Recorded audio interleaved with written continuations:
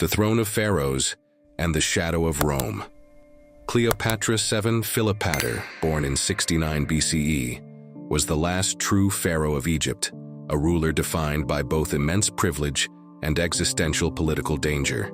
She belonged to the Ptolemaic dynasty, a line of Macedonian Greek kings who had ruled Egypt since the death of Alexander the Great 3 centuries earlier.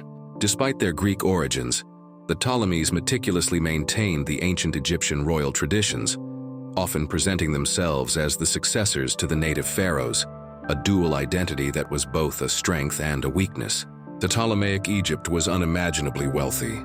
Centered around the magnificent city of Alexandria, it was the intellectual and commercial heart of the Mediterranean world. The fertile Nile Delta made Egypt the undisputed breadbasket of the entire region, its vast grain surplus making it an indispensable economic asset to any great power. However, by the time Cleopatra came of age, the dynasty was politically exhausted, fractured by generations of vicious sibling rivalry and court infighting. Crucially, this wealth was now entirely overshadowed by the relentless rising military and political power of the Roman Republic. Egypt was nominally independent, but in reality it was a client state, dependent on Rome's political maneuvering and legions for its security, and constantly indebted to Roman financiers. Cleopatra's rule officially began in 51 BCE, when she ascended the throne at the age of 18, jointly ruling with her 10-year-old brother, Ptolemy III, according to the Ptolemaic custom of required co-regency. This forced partnership was destined to fail, fueled by the power hunger of ambitious court officials. Cleopatra was an extraordinary woman for her time, renowned not for classical Greek beauty, but for her formidable intellect, charisma, and linguistic genius. She was the only Ptolemy who bothered to learn the native Egyptian language. Her ambition was to restore the Ptolemaic Empire to its former glory, but this immediately brought her into conflict with her brother's powerful chief advisor, the eunuch Pothinus, and the general Achilles. By 48 BCE, the court faction supporting Ptolemy III successfully engineered a coup, stripping Cleopatra of her royal power and forcing her into exile in Syria.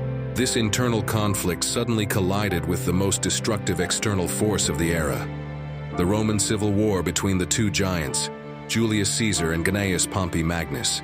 Following his crushing defeat at the Battle of Pharsalus, Pompey fled to Egypt, seeking refuge from Caesar and hoping to invoke a past alliance.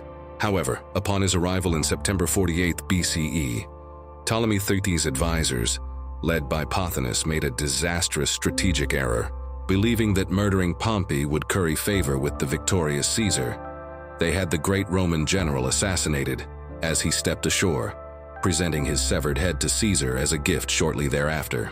Caesar arrived in Alexandria days later and was reportedly horrified not by the murder itself, but by the sheer audacity and unauthorized nature of the assassination of a Roman citizen. He immediately established himself in the royal palace, demanding that the dispute between the exiled Cleopatra and Ptolemy III be settled by him, the supreme Roman power. This moment was the catalyst for the legendary first meeting between the two titans. Knowing the palace was held by her enemies, the exiled Cleopatra executed a spectacular feat of political drama. She arranged for herself to be secretly smuggled past Ptolemy III's guards and into Caesar's private apartments. The historically attested legend claims she was wrapped tightly inside a large carpet or bedding sack, delivered to Caesar as a diplomatic parcel. Caesar, who was 52 years old at the time, was instantly captivated by the 21-year-old queen's strategic mind, her sharp wit, and her ability to speak his own language fluently.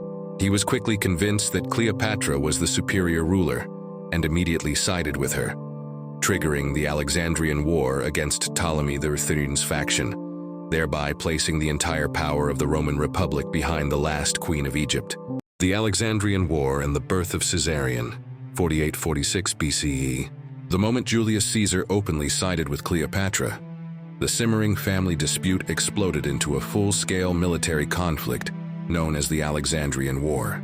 Caesar, always a risk-taker, had arrived in Egypt with far too few legions, believing his reputation alone would suffice to settle the local politics. He soon found himself and his small garrison trapped and effectively besieged within the vast confines of the royal palace in Alexandria by the forces loyal to Ptolemy III, led by the generals Achilles and Ganymedes. The situation was dire. Caesar was outnumbered and constantly harassed by the Ptolemaic army, which had quickly mobilized the populace against the Roman presence. During the siege, Caesar was forced to take drastic measures to defend his position and secure the harbor, culminating in a series of destructive naval engagements and skirmishes. It was during one such incident, an attempt by Roman forces to burn the Egyptian fleet to prevent its use against them, that a massive historical tragedy occurred. The fire spread uncontrollably from the docks to the shore, resulting in the catastrophic burning of a substantial part of the Library of Alexandria. Whether the entire library was destroyed is still debated by historians, but the loss of priceless, irreplaceable ancient scrolls represented an incalculable cultural disaster that shadowed Caesar's entire intervention. The protracted conflict only came to an end with the timely arrival of Roman reinforcements, specifically legions commanded by Mithridates of Pergamon. In 47 BCE, the combined Roman forces engaged and decisively defeated Ptolemy XIII's army at the Battle of the Nile.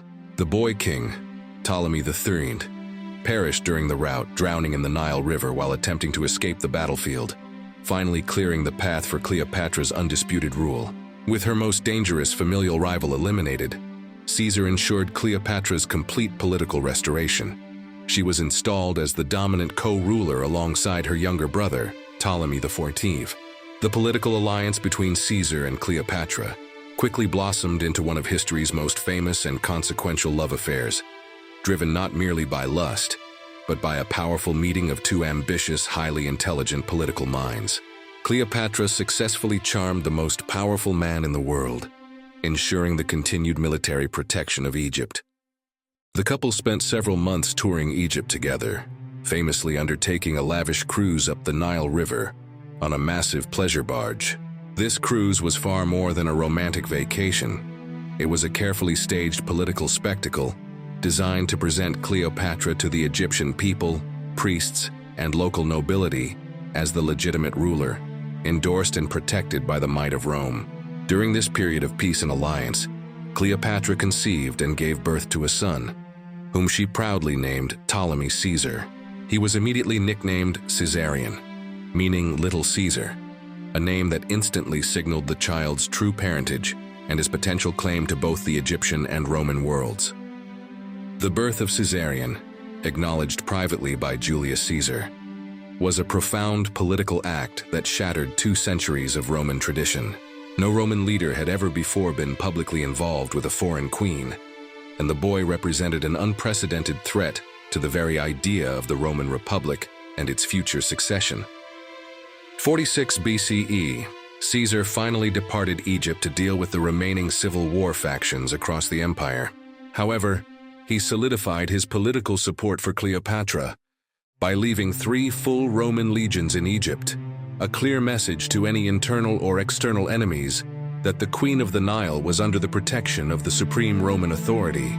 Rome, Assassination and Flight, 46-41 BCE. Following Caesar's departure from Egypt in 46 BCE, Cleopatra was not content to remain passively ruling her kingdom.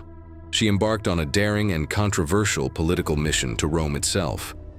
Caesar had personally invited her, along with their infant son Caesarion, to reside near his private estate, the Horti Caesaris, located across the Tiber River from the heart of the city. Cleopatra's presence in the Republic's capital was an immediate and profound scandal, challenging the core values of Roman society. The Romans traditionally despised foreign kingship and viewed the Ptolemaic monarchy as a dangerous and decadent foreign indulgence. The sight of their supreme leader maintaining a permanent relationship with a foreign queen, one whose power was fundamentally royal, fueled the deep-seated fears that Caesar harbored monarchical ambitions.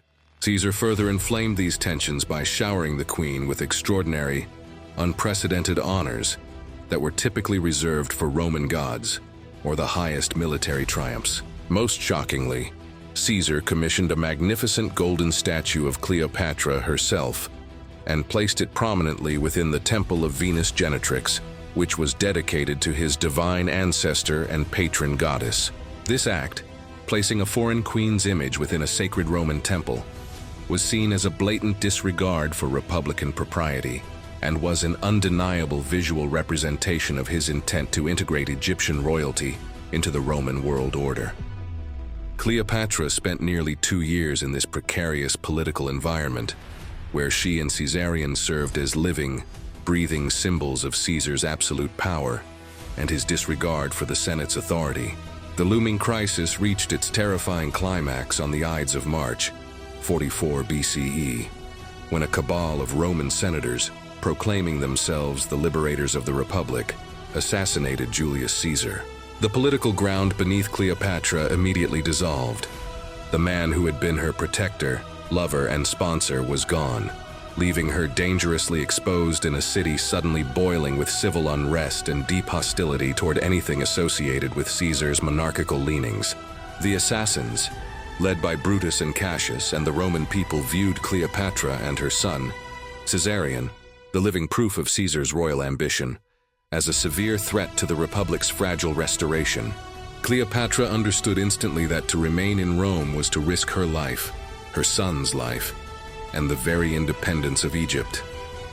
She wasted no time, quickly gathering her retinue and departing Rome with the goal of returning to the safety and resource base of Alexandria. Upon her arrival back in Egypt, a strange and politically opportune event occurred. Her young co-ruler and sibling, Ptolemy XIV, suddenly died. While the official cause remains unknown, it is widely suspected by historians that Cleopatra had him quietly eliminated, removing the last potential adult rival to her throne. This act secured her power, allowing her to now rule jointly with her son, the 4-year-old Ptolemy XV Caesarion, as her sole co-regent. Cleopatra's immediate task was to secure Egypt's internal stability and vast grain supply. Knowing that the Roman world was about to collapse into a new, bloody phase of civil war. The fight for succession quickly divided the Roman state into the forces of the Republican assassins, Brutus and Cassius, and the coalition of Caesar's loyalists, who formed the Second Triumvirate: Octavian, Caesar's adopted heir, Marcus Aemilius Lepidus, and the powerful general Mark Antony. Egypt became a strategic prize. Both sides desperately needed Egypt's immense wealth, grain, and naval resources to finance and sustain their armies, giving Cleopatra immense bargaining power in the coming global conflict. The Great General and the Queen, 4137 BCE. Following the defeat of Caesar's assassins at the Battle of Philippi in 42 BCE, the Roman world was carved up by the Second Triumvirate. Mark Antony, the most celebrated and seasoned general of the three, took control of the wealthy eastern provinces, a sprawling territory stretching from Macedonia to Asia Minor. Antony's primary political focus was preparing for a massive punitive military campaign against the Parthian Empire, a rival superpower that had humiliated Rome decades earlier. This monumental military effort required immense funding, legions, and logistical support, resources that only one entity in the East could reliably provide: Ptolemaic Egypt.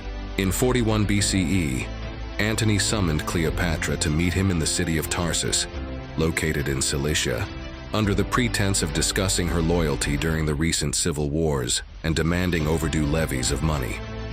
Cleopatra, fully aware of her strategic value and determined not to arrive as a subordinate, treated the summons not as a command, but as an opportunity for the grandest political theater.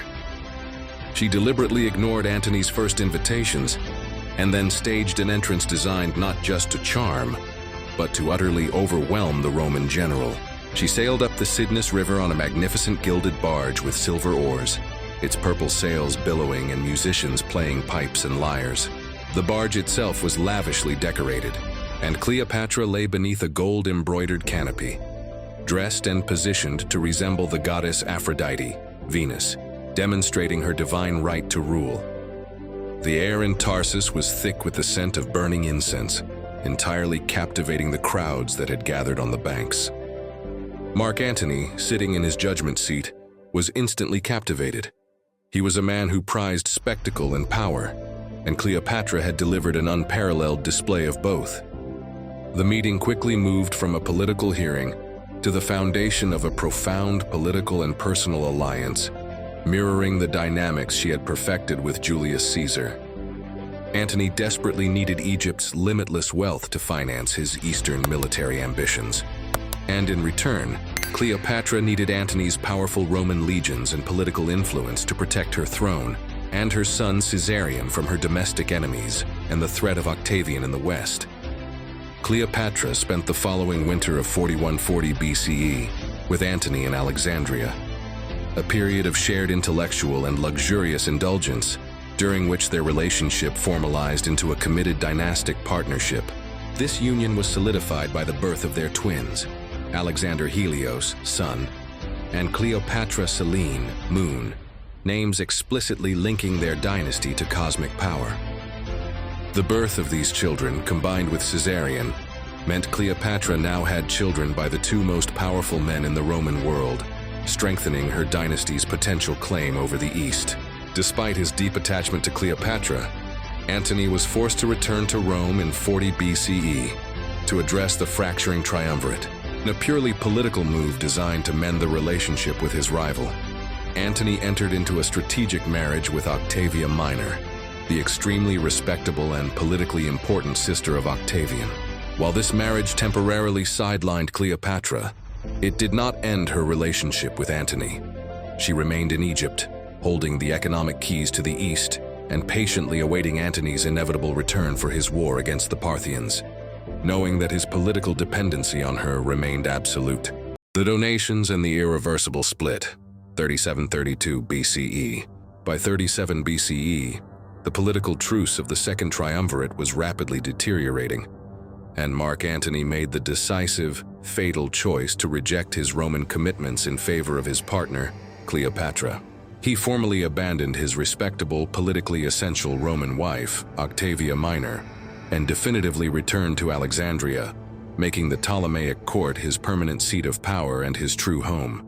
To cement their new dynastic commitment, Antony formally married Cleopatra according to Egyptian rites, a highly provocative act that deeply alienated the Roman public and the Senate, as he was still legally married to Octavia under Roman law.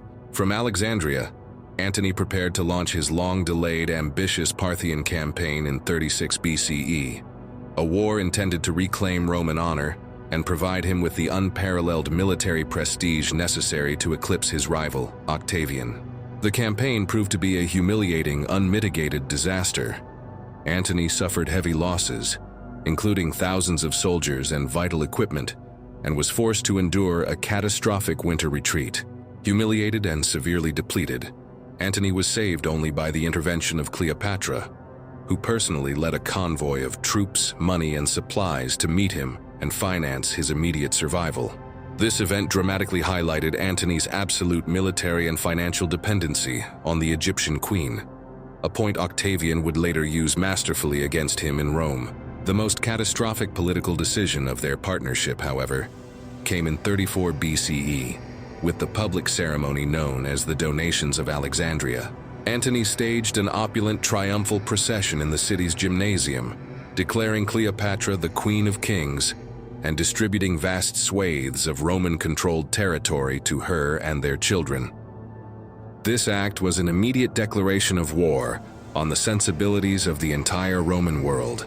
During the ceremony, Antony granted territories to his 3 children by Cleopatra, carving up the Roman East as if it were his personal inheritance.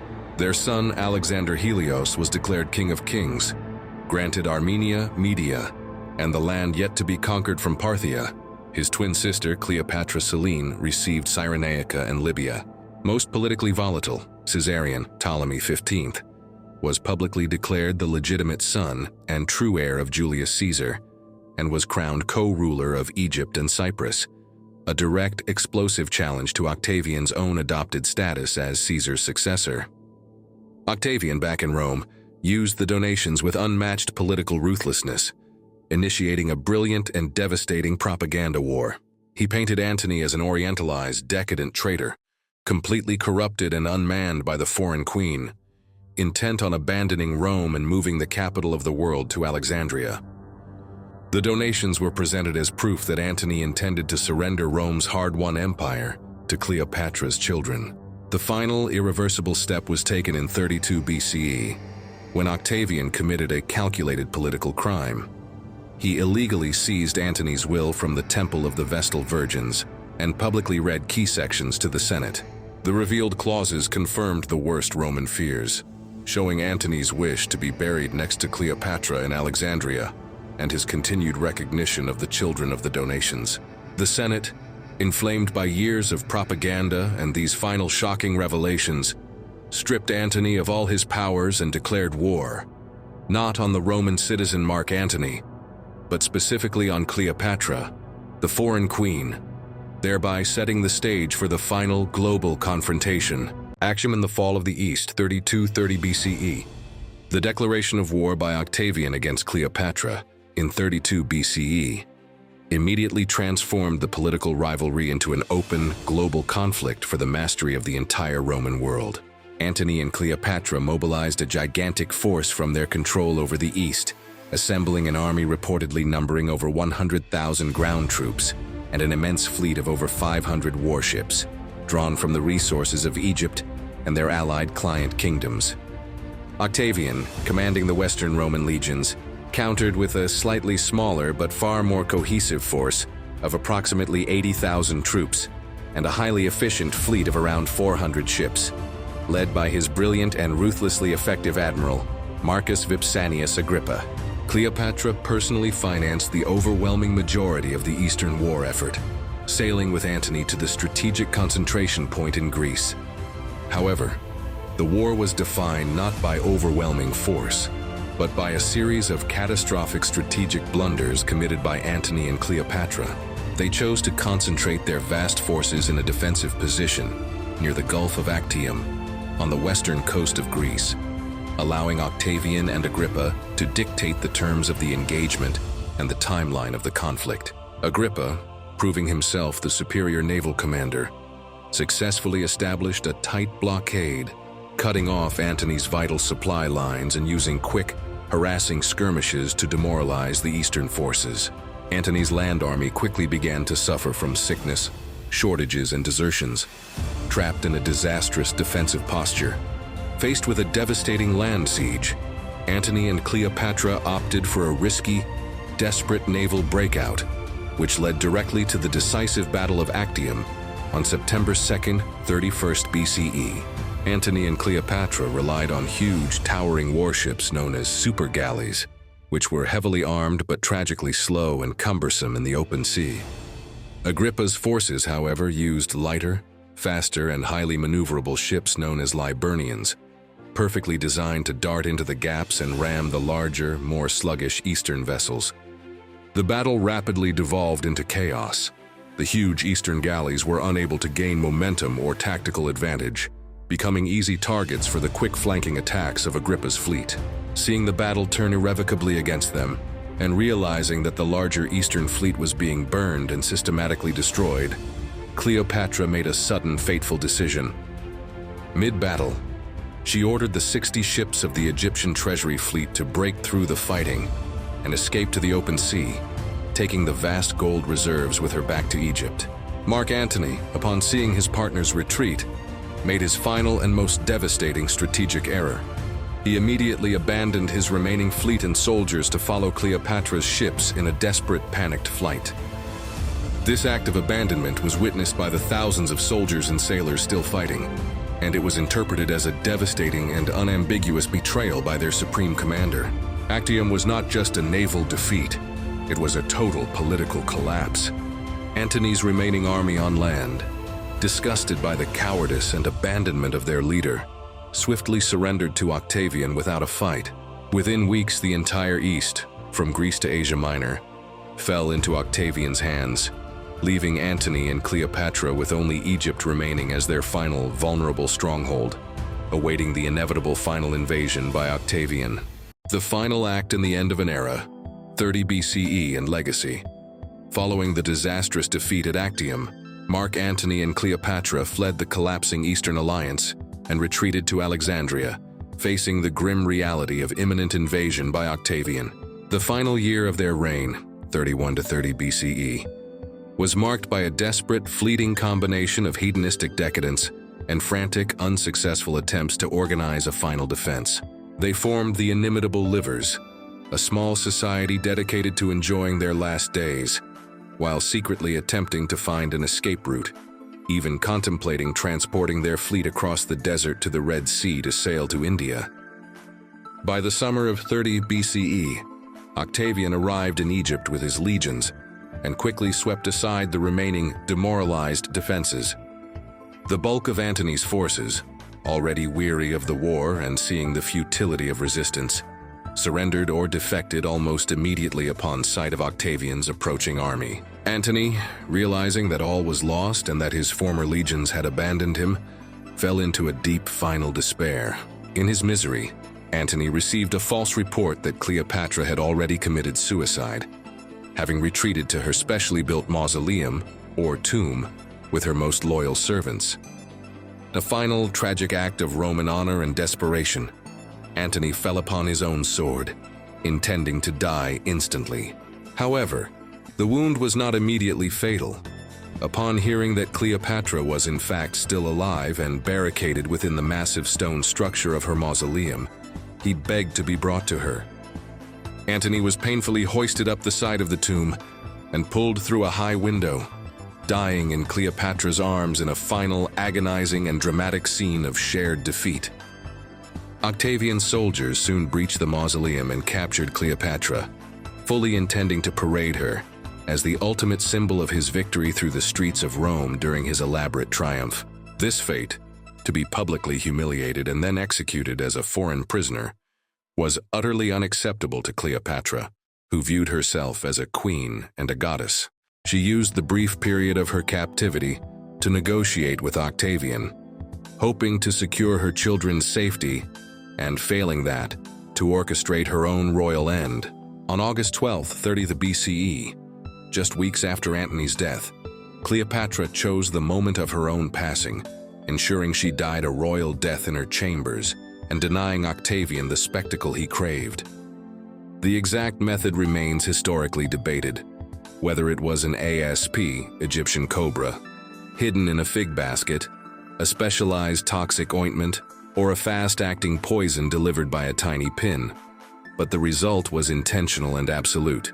With Cleopatra's death, the Ptolemaic dynasty, the last independent Hellenistic kingdom founded after Alexander the Great, came to an end after nearly 3 centuries of rule. Octavian, now master of the world, immediately ordered the execution of Caesarion, Ptolemy XV, publicly declaring that 2 Caesars are too many. Cleopatra's 3 children by Antony were spared, taken to Rome, and raised by Octavian's sister Octavia, thereby neutralizing the potential dynastic threat. Egypt was formally annexed and became the Roman province of Aegyptus, ruled directly by Octavian, whose victory at Actium and subsequent takeover marked the definitive end of the Roman Republic and the official beginning of the Roman Empire. Cleopatra's story remains the defining narrative of the clash between East and West, a legend of a brilliant queen who mastered politics, language, and love, only to be defeated by the relentless, organized military and propaganda machine of Rome.